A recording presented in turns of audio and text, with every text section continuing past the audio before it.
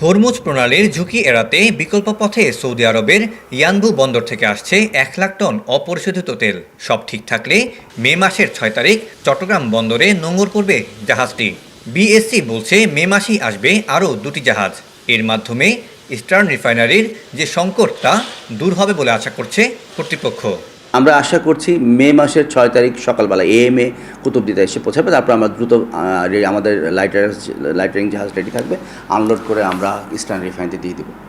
এদিকে 1,00,000 টন অপরিশোধিত তেল নিয়ে এখনও রাজতানুরা বন্দরে সবুজ সংকেতের অপেক্ষায় আছে নর্ডিক পোলাক্স। শুধু নর্ডিক পোলাক্সই নয়, ইরানের ছাড়পত্র না পাওয়ায় আটকে আছে বাংলার জয়যাত্রা জাহাজও। মিনার সাকার নামে একটা জায়গায় আমরা অ্যাঙ্কর করে রেখেছি।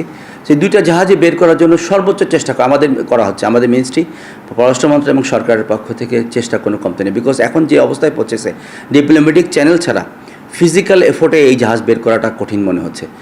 বিশেষজ্ঞরা বলছেন, লোহিত সাগরের এই বিকল্প রুট ব্যবহার সরকারের একটি সময়োপযোগী সিদ্ধান্ত, যা আমদানির ঝুঁকি অনেকটাই কমিয়ে দেবে। ইতিমধ্যে যে প্রক্রিয়া বা যেভাবে ব্যবস্থাপনা করা হয়েছে মন্ত্রণালয় এবং বিবিসির পক্ষ থেকে, একেবারে 100% সুন্দরভাবে ব্যবস্থাপনার মাধ্যমে হয়েছে এটা আমি বলবো না। এটা একটা নতুন অভিজ্ঞতা মন্ত্রণালয়ের জন্য, বিবিসির জন্য।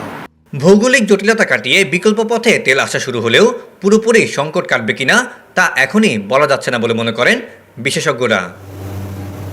Syed Tammim Mahmud, Star News, Chittagong.